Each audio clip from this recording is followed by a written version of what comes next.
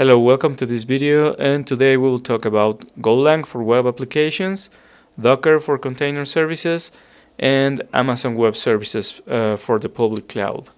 So the first part will be Docker containers. So first we have to install the Docker software on our host. I expect you to know Linux. This is Ubuntu Linux. We are using apt-get, and with apt-get we install the docker.io software. We have to add the user you will use to the Docker group. This is a Unix group. And then we have to enable and start the service because it is a daemon, it is a Unix service. So we enable and start. The enable part is for it to be persistent after reboots. And then we check the status to check if there's any error. So in this case we are okay, everything is fine. So no big issue. We're happy. Docker is running. So next we will check the Golang code. So this is a simple Golang web application where we use listen and serve HTTP requests. The HTTP port is a TCP port. 8188 is the one we'll use in this example. We'll have some static content in the /img directory. We'll serve it with Golang as well. You can serve it with another service, but we'll use Golang for that part. And we'll compile a binary, so we don't have to install Go on the container or on the Docker host. That's very important for security. We should not have any type of compiler in a production host. And next we're checking the Docker file. That is a description of the container. Here we can customize, we can install the software we need. In this case we will add the binary from the local directory to the container. That's done with Docker build, and the Docker build command will check this file and customize all the content we want to use. And the entry point is a command that will be executed when we start the container. So next we will use the Docker build so we can build the container. First we will use Git. I'm using my local computer to edit the files, and I'll use Git to push to the production host. In this way I can do commits to the production host, even create different environments like development and Q&A. In this case, I'm only using production.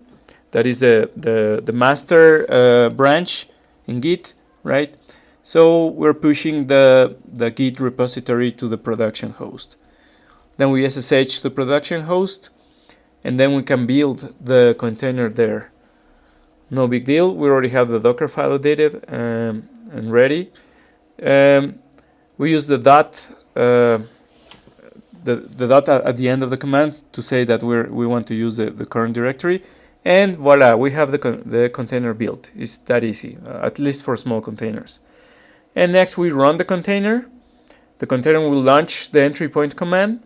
That is a Golang web application, and we could check in the port 8188 that the web application has been deployed.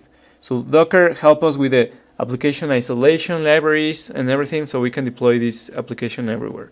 Now we're going to check how to do this on Amazon Web Services. We'll use this exactly same container. First we have to install the Amazon Web Services Elastic Beanstalk command line interface.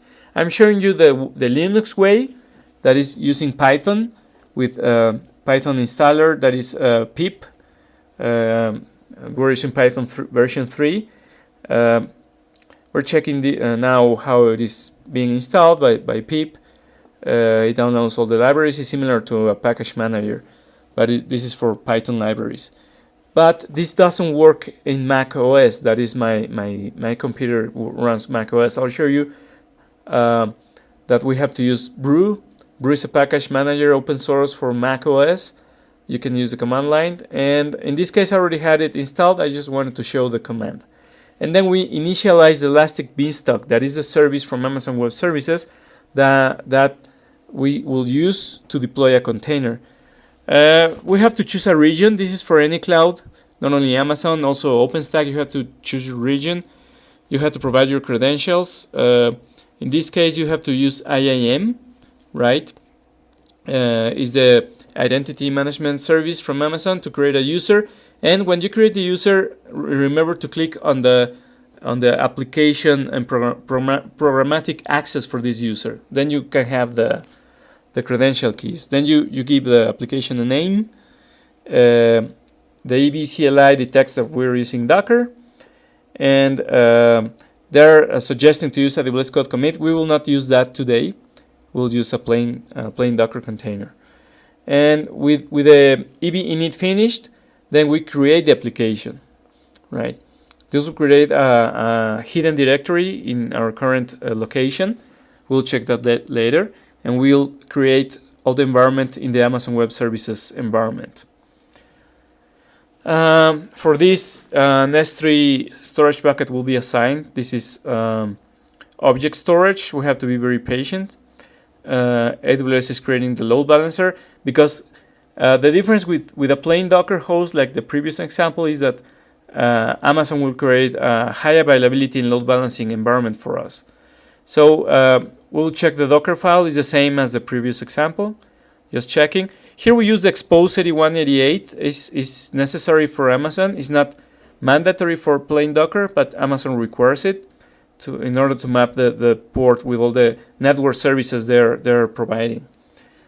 And we also need to use this information to fill up another file. This is the docker run.aws.json.